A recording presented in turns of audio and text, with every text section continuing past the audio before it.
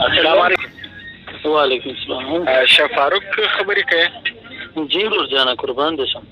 ماما قربانیږه. ته حال دی ښه خیریت دی؟ الحمدلله. زه شکر اخوندزاده خبرې کوم له کوټې څخه. ښه. او دا کومې کاکړۍ ستا ته څوک درکړي دغو شاعرانو نمبر به درنه راکړي؟ ولې نه در به یې کړمه. ته یې نمبر راکړه. یاره خو پر دغو زه لعنت یم د سسته شهرت دپاره په تا د هغه یایې او د پیسو په خاطر اوس دا د پښتو یار دا سندرې موږ د کور تر مخ موږ د خور لور تر مخ یې نو سروېدلی ګرده بچهبازي د هلکبازي د لواطت اول خو پر تا لعنت څه چې دا پښتو موسیقي د بدنامه که پښتو هغه د شي کوي لږ شرم وکړه ته هم پښتون یې. صحیح. دا نمبران هم راولېږه پر هغو هم لعنت یم پر تا خې دا دی مخامخ یم نن هم در باندې یم 10 کاله بعد هم در باندې یم په قبر کې هم در باندې یم. صحیح ده. دا کیسې پرېږده نور پرسنل باندې وای نه زه در باندې یم بیا یې ما خبره خو واوره. زه کله سندرې زه در کوم د معیار دا د درویش درانی پروت درویش درانی وایه خوشحال خټک فروت خوشحال خټک وایه د کام چې کوم کیسه ده هغه وایه دا منظور وسپړه په خلکو یې شي که یاره ته بچهبازي یا لکبازي دا د کام مسله نه ده یاره دا ته دنیا ته څه پیغام ورکول غواړې خلک به دغه دا ټول هلکبازان دي دا بچهبازان دي هلکان غي سنبکوي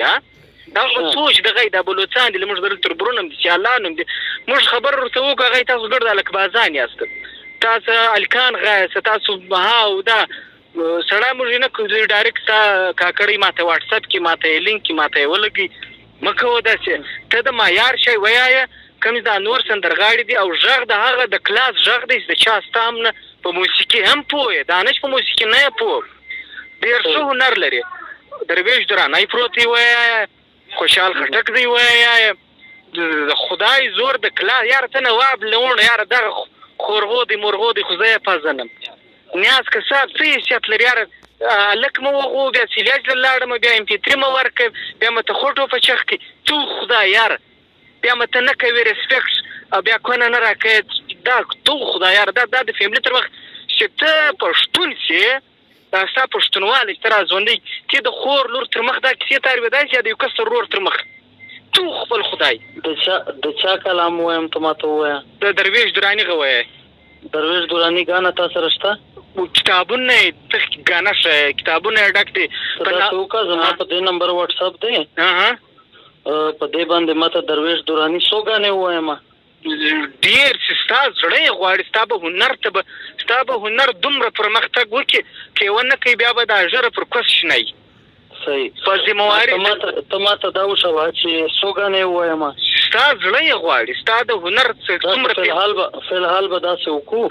فلحال به یو 15 غانې وایو سټوډیو کې صحیح او زه پیسې غواړم نه سټوډیو خرچه خو ته په وکړې څنګه وایم چې زه پیسې نه غواړم زه یې فری وایم د سټوډیو خرچه خو به ته په وکړې که نه ګوره دا د اړ پښه مړ ده چې په هغه خرچه به ته وکړې سره د خلاص فری کې تا ته شی غانې ووایم دا نور هنرمندان چې یای ګوره دا نور نه دا نور مزه سیزه